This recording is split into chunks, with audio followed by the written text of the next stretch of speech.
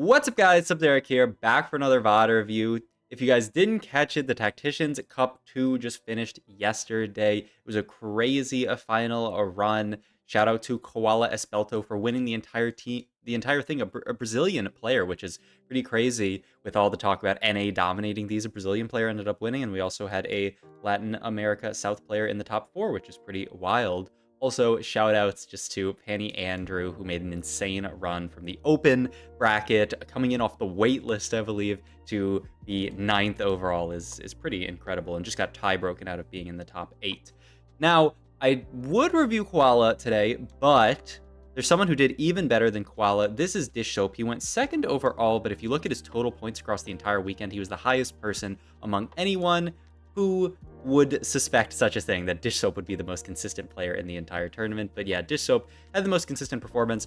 Also went to Koala's Twitch, and he had like one VOD that existed, and it was like a 4th, and it was kind of a boring game. So I said, you know what, we're not going to review Koala, we're going to review this game from Dishsoap, which was from the final day. And this was a really cool game. This is a line that I think not a lot of people are actually talking about. This was an Arcanist reroll game, and it'll be interesting to see when Dishsoap actually commits to that line, because like I said, this comp is on basically no one's radar, but it actually did surprisingly well. I saw a number of Zoe 3s pop off in this tournament. Most people tend to play it from like the Ghostly setup, but this wasn't exactly that setup. So we'll see how Mr. Dishsoap gets there. Currently holding onto a Darius pair and a Yasuo pair. These are just fantastic units, so you can't really discount holding on to these pairs. Duelists are so OP that, yeah, we're just always going to hold these. And we have a fantastic opener to play around Duelists, but here already the game gets kind of interesting. We get offered Arcanist Crown here and a few other meh augments. You could certainly take Accomplice here, but Dishsoap is going to say, you know what? I rate this Accomplice Crown augment high enough that I'm going to take it here, which already to me is wild. We have basically 0 Arcanists to play around immediately. I guess we can throw like Arcanist Crown onto this. I mean, it doesn't really matter who we throw it onto, but we're going to throw on a Darius for fun. Throw the Static Shiv onto our Zoe here. And yeah, this is going to be our board for now. Story Weaver and Arcanist with a random Darius on the board because he's a 2-star. But yeah, you can already see Dishsoap knows something that I think a lot of people don't know, is that this line is highly playable, especially from something like an Arcanist plus 1-star. This is not what you would normally see people play around in TFT. In this set currently, Arcanist is one of the weakest lines, I would say. This is something that no one is excited to play vertical Arcanists right now. No one's like, oh yeah, 6 Arcanist Syndra, I'm always angling for that. Nobody does that. But Dishsoap takes Arcanist Crown first augment, and he's committed to play some kind of vertical Arcanist, right? He could play only a few on his late game board, but he's kind of incentivized to play a decent number just because Zoe fits so well onto the board, Alawi fits so well onto the board. So you're really encouraged to play at least 4, and then if you're playing 4, oftentimes you'll want to play 6. But yeah, we'll see how this game evolves for Dishsoap here. We get 4 free rerolls here, which I imagine we're not going to use yet. I feel like we use these maybe next level. We do want to keep our streak, which is the thing, but don't really have any pairs to play around yet. So yeah, I imagine we wait at least 1 round, use these maybe level 5 or level 6. So we'll see how Dishsoap uses them. I also, from the perspective of Arcanist Crown, I think our items make a lot of sense. We have the Gargoyle Slam immediately, which actually does work on this Yasuo because he likes the resists. And then we get the Static Shift from Arcanist Crown, so we don't have to worry about getting shred this game. And then we have Sword Open, and Sword can be Shojin for our Zoe. It's a fine item completely on her. Really nice on like Zyra though. Like I said, this is going to be more of an Arcanist type game, so we don't need to worry about Zyra items too much. The only hard part is going to be picking up this tier, though I guess tier nowadays is a little bit less prio than it used to be, but still, we're not going to be able to pick that up. The Rod can be a lot of fantastic AP items, though we can't make Spark. It's a little bit sad, but I mean, still Rod being JG, being Deathcap, there's so much good stuff it could be. Also, we're going to do a quick check of the Exalted. I don't think that's going to come into play, just it seems very difficult to play here, but hey, maybe. And ooh, Dishsoap, slamming the Rod immediately onto Zoe. I think this is always correct. If we had not made a Static Shiv or had not gotten a Static Shiv from Augment, I think this would probably be incorrect because there's a decent chance this Rod ends up being Ionic Spark. But with Static Shiv made, there's no need to worry about that. We're not going to build a Spark and a Shiv unless something goes really wrong. And we're continuing to win, which is really nice. Dishsoap doing a lot of scouting. He's who just beat David A's there because their board looked really scary. We also pick up an Amumu here, who's a fantastic user of Arcanist +1, who's a fantastic user of this Gargoyle. So yeah, we're going to move these items over immediately. He doesn't immediately benefit from, there's no difference between putting the Arcanist Crest on him versus Garen right now, but later down the line, he's going to get more AP, and he uses that AP very well as something like a Crown Guard. This is really unfortunate that we end up fighting this player right here with the Declaw Yorick. I wonder, though, it looks like their entire board died, so it's going to take us a while to get through this Yorick, but they just didn't have any damage to support the Yorick, so we're actually going to lose this fight even against a Radiant Declaw Yorick. I thought maybe for a second that it was like Hero Augment, but that doesn't make any sense because we're in a Prismatic start lobby. But yeah, I mean, free real estate, we get a 5 streak, which is fantastic, and it just goes to show this Arcanist crest augment giving the Static Shiv that is such a strong tempo item in the early game. It makes so much sense that this line would make sense from a spot like this where you can play a strong early game, win a bunch of fights, boom, there's a Mumu pair and Zoe pair, so I have to imagine we're going to just 3-1 it and use our free rerolls, but we actually had a Mumu too, so we're still going to make the rolls though. We get 4 Arcanists in here, we get Lux 2 in here, these are fantastic rolls for us. Only thing that we're wanting for in this moment is a Zoe 2, but a Mumu 2, Nico 2, Lux 2, our board looks amazing. This is an ideal situation for a comp that, I mean, hey, like I said, this is a comp where a lot of these units people are not interested in holding, right? No one is holding these Luxes, no one's holding, I mean, some people are holding the Zoes, but not that many people are holding the Zoes. Barely anyone's holding these Nikos. These are very uncontested units, so it's really easy to hit them. The biggest hire, I would say, is finding Mumu too, because he's a pretty sought-after unit. We get to roll our Augment one extra time here, which is, I mean, it's something. It's fine. It means that we have a lower chance of getting more on Augments. 2 for 1's a funny idea here, though we do get Prismatic Ticket as well, which is probably just a better version of 2 for 1, and yeah, Dishsoap immediately looks at it here. We know we want to roll for 3 stars this game. He's just scouting around. I love this from Dishsoap to see, okay, I want to make sure that no one else is somehow playing this line. Dishsoap, a very, very diligent player when he plays reroll like this. He does not want to end up in a spot here where he just gets a free loss, though I did see it looked like someone else had Arcanist +1, though I think he was scouting them and saw perhaps that they were not playing the, yeah, this player here, David A's, is also playing Arcanist +1. So hey, maybe against the super high elo players, the tech is out. But he knows, I would imagine, based on the fact that he is still committing to this line, that David A's is not going to contest him, that David A's is probably playing like a fast 8 version of the board. Yeah, he's playing Fortune, right? So it doesn't really make sense to play Fortune into reroll. He's Fortune lost streaking, and then he's going to go Giga Fast 8 and play around like Syndra, I would have to guess. So that's perfectly fine by us. We'll take a lot of the 3-cost roll for them. He'll take a lot of the 4 costs, and it's not the end of the world. Another Prismatic Ticket, actually, that we're fighting against here from Black Sheep. This guy, though, has no Kog'Maw 3 and no Kog'Maw items, really. I mean, he has Spark and the Nashor's Tooth Slammed, which are 2 like BIS items for this comp, so a pretty decent spot, though the hard part is not having the Cog 3 yet, but still, I mean, pretty good spot for that guy. We still need our tier, right, to make Shojin, but once again, we are going to be denied this tier. Hey, maybe we can take like a Death Cap or a JG or something here. No Death Cap, but hey, maybe JG. He's actually going to take the chain here, so he wants to go for, not actually sure what this chain is going to end up being. It can't be Crown Guard because we have this. Whoa! That is a wild slam. Did you guys expect that? I did not expect that. Titan's Resolve on our Amumu here? I mean, Titan's Resolve used to actually be a decent tank item in these Arcanist type comps for frontline when you need to kill a bow, right? Because we don't really have a good use of this bow if we don't make Titan's Resolve. Because we've already made Static Shiv, that's the only one you're really interested in. Giant Slayer is an okay use, but then that's killing our sword, and we want our other item to be a rod item for Zoe. So I think it makes sense. That's just so wild, though, especially these days. So I would assume you take HP here, but I'm curious to see. I mean, you're certainly never taking AD. He wants to just take the AP for even more AP with Arcanist. Fair enough. Maybe he just thinks the HP is not worth taking on this board because so little of our board is actually me frontline. So much of our board is just based around bursting people down really quickly. So I could see it. But yeah, Titan's Resolve used to be like a kind of like last resort tank item in AP comps like this, but I haven't seen it at all recently. I mean, mostly because no one plays Arcanists anymore, or I mean, at all this set. But the other big thing is that they have the AP that it gives, so it's really giving a bunch of AD, and Armor Namar is the big thing onto this Amumu, but it's quite interesting, actually, the idea of going Titans there, just to get rid of the components. It's an item economy thing. I think doing something like this shows how good of a player Dishsoap is, because he knows there's no way to get rid of this bow if we don't go Titans. He knows it's a good enough item in the setup, and so he's just going to make it. But how crazy of a slam is that? That is a fantastic slam. Boom, we're rolling down here on 7. Pick up a Lysandre, which is amazing. Now we can play for 6 Arcanists on this board. Just figuring out what else we want to fit on this board. We can actually fit a lot of stuff. We could fit 4 Porcelain on this board if we wanted to by just cutting the Annie, but we're going to just play this board for now and figure out maybe we'll pick up an Ash down the line. We do get to finally make the Shojin here. That leaves us with a Sunfire open as an item. Ooh, we also farm an item already off Lissandra. Getting this Liss early on 7 is going to be really, really nice for us. Once again, Liss, another unit that's pretty uncontested these days after her nerfs. It's so funny. She went from, like, the best unit in the game, always play her on your board, to, like, only play her under specific circumstances. Man, back in the day, Cybernetic Uplink would be so insane here. It might still be fine, but let's see what Dishsoap goes for. Yeah, he's not interested. And he goes for the Call of Chaos. Wait, and it's a bunch of gold, so now he just gets to send it down.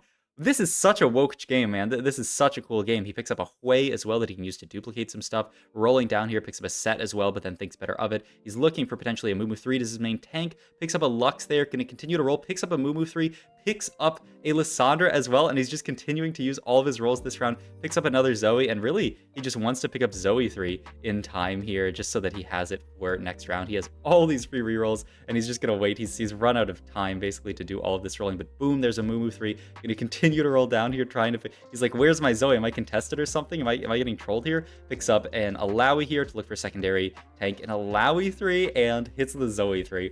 Wow. Wow. I don't know what to say. The Call to Chaos there, that was fantastic. I mean, there are a lot of decent options in this comp. You have a lot of units to itemize, so if you got something like the Thief's Gloves, like you go on Lissandra, even if you got like Sniper's Focuses, you could throw one onto Zoe, one onto like Lux. It makes a lot of sense to take this Call to Chaos augment in this comp, and then like a dummy would be more frontline, a Zeke's dummy would be fantastic stats for our backline. Like, it makes sense, but how crazy of a pick is that? And it ends up being an econ augment. I wonder how Dishsoap actually feels about this, if he thinks this is one of his better options, because honestly, he hit everything 3-star, but his board is going to cap pretty low because he's basically 2 econ augments. He only has 1 combat augment this game. The upside is that perhaps this comp is just strong enough that we can get to a top 4 from just the fact that we have a Zoe 3, an Amumu 3, potentially an Alawi 3 as well. Just hitting all these units is really, really nice. And the double Lissandras with 6 Arcanist in are going to actually have a pretty decent chance of farming us more items, which will allow us to play to a higher cap, right? If we can farm items for this Lux 3, then we're going to have a duo carry. Man, this comp is so cool. I wish this comp was actually good this set, because it looks like such a fun comp to play, honestly. Pick up a tier here. In my head, that's Adaptive Helm, and I just throw that onto Lux there just to get her doing stuff. And yep, Dishsoap agrees with me, so that's pretty cool. And I mean, yeah, it's kind of a weird spot now where we only have 5 Alawis, so we're not really all that incentivized to roll down for Alawi 3. We want to probably push 8. Yet, I mean, hey, maybe even just get the Ash and play 4 Porcelain anyway and just play the double Lissandras for a while. The double Lissandras work. This is another mark, I would say, of a really good player realizing when it makes more sense to just play 2 of a unit than to, fill out your synergies. And he doesn't care about Filiana synergies here. He doesn't care about getting in a random Ghostly here. He's just mostly interested in playing these Lissandras on his board. And he sees Ash in shop, surely. I wonder if he wants to actually pick it up, because 4 Porcelain, it doesn't benefit Zoe at all, but it does benefit our main tank, and it does benefit one of our kind of like secondary carries in this Lux. So yeah, he's gonna opt to actually not pick up the Ash here. He's just gonna play 8 Arcanist on his board, which is a fantastic in now. Our board is really, really solid with the Syndra and the Ahri onto it now, and maybe he's gonna think about a level 9 for Pork, but I mean, yeah, his level 8 is just 8 Arcanists. I mean, it makes sense. It fits. It's really, really. I mean, it's a lot of AP for this board. I don't see anything wrong with this, and we have free rerolls. We don't really, like I said, we don't have that much to hit nowadays. I don't really want to like send it to 0. Honestly, I just want to push 9 and get 4 Porcelain in here in my head, but we'll see what Mr. Dishsoap wants to do. But you can see the power of this board. Hitting Zoe 3, we're just dominating. It's crazy because I'm pretty sure Dishsoap played this comp twice on this day, or maybe I saw him play it again on another day, but Dishsoap, I think, thinks decently highly of this Arcanist reroll comp, which is, it's really cool because this is not a comp that I think it's a very under the radar reroll comp, which I know you guys always love. If there is a broken reroll comp and you guys can, spam it before anyone else finds out about it, then I know you guys love that. He's looking at Set. He put in Set plus Nautilus as his ins here. I mean, sure, Nautilus is faded, and then that can give you a bonus onto your... I mean, your faded units are really not high priority on this board. You don't really care about the Syndra or the Ahri. I guess the damage jump onto a Syndra might be kind of nice, but she's 0 items at this point, so I would certainly think it's better to just get 4 Porcelain in here, but we'll see. We'll see what Dishsoap thinks. I mean, it's a 3rd Warden, which is kind of awkward as well, but not the end of the world. Item-wise here, there's a Gnasher's Tooth that I'm really looking at. Can't pick that up, so I guess we're going to go Guard Breaker. Yeah, just want a last Lux item here. None of the other items really do anything off that carousel. I'm not taking an Even Shroud or anything like that. So, Gnasher's Tooth. I mean, I guess maybe if you want to play for Gigamax Cap, you could put this onto Syndra, but yeah, it's the Guard Breaker anyway. It's not even the Gnasher, so yeah, never. I mean, you just want to put this on Lux, right? It's a third. I'm just trying to consider all the options, see if Dish Soap will blow my mind again this game, because this game has been wild. The Call to Chaos, even just the setup here, taking the Arcanist crown for the first augment was crazy. And then I mean I love how he plays how he has played this game. And I mean, look at his spot, 75 HP, 9 streak. The next highest HP is 22. He could literally just get up and leave and he'd be guaranteed to top 2. Like, he doesn't have to change his board at all, doesn't have to position at all, just because of how low everybody else is. But obviously, Dishsoap is not one who wants to play for a second. He's one who wants to play for a first. He wants to play for max cap, see if he can win this lobby. Like I said, he does. It's scary, right? But he can't really make any mistakes this game because of what I talked about earlier, because he's double econ augment here. If he makes a mistake and someone else caps out higher than him, especially something like this, where this person is a very, very strong Lilia 2, very strong Azir 2, that is a very capped board. If someone gets to a really capped version of their board, they could easily actually beat Dishsoap because he's down 2 augments. Like, it's really, really tough. We do see another Cinder here, which opens up dreams of a Cinder 3. We do also finally get that 4 Porcelain in, like I've been talking about.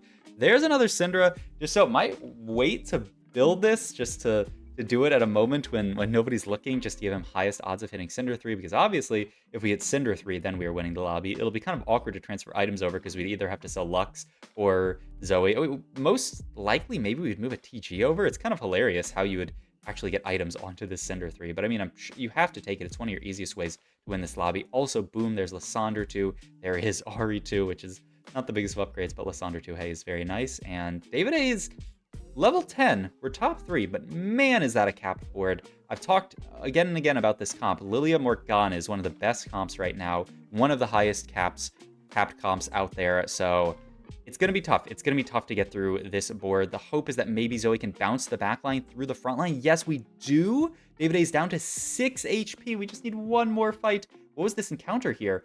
2 Zephyrs! Oh man, I hate this encounter so much. It's so annoying. Dishsoap decides to roll down to 10 here. Still looked like Cinder is out from David A's perspective. Oh god. The 2 Zephyrs are actually really annoying because we have to put our units on the edges here so that we don't get AoE down. It's so rough here. Yeah, like he's got a Zephyr, like a random frontliner, and then, yes, some kind of random backliner. But this gives David A's the option to basically always Zephyr backline. This is really rough for Dishsoap, and yeah, he gets stomped in this fight. And we have these for 3 more fights. If Dishsoap can't figure something out, he's actually going to go second in this lobby because these Zephyrs are going to exist for the whole game. He picks up Faded +1 here, which is, I mean, it's something. I don't know if it's enough. There's another Syndra, so now we're only 2 off Cinder 3. If we find 1 more, we can start to think about just sending it to 0. There's another Ash, but that doesn't do much. We're going to opt to Faded.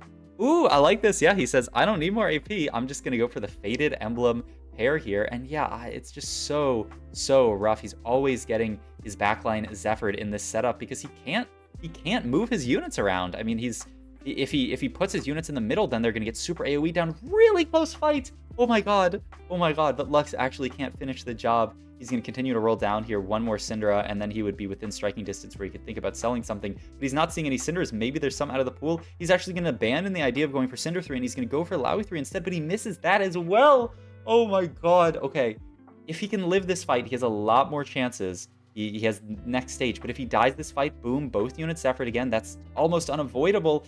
And his front line's just getting bursted down. Zoe gets a decent cast off. Liz is barely alive. Zoe's gonna go down. Liz is still alive. Liz is gonna get a cast off. 1 more cast and Liz will finish it, but the Dishsoap goes down to 3 HP.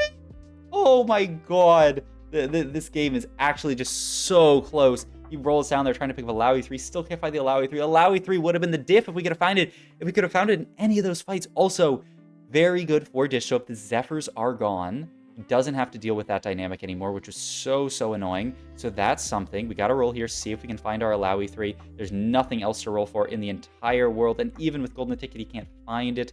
He's just going to go for the Gargoyle into the Lowy 3 here, going to roll down for fun.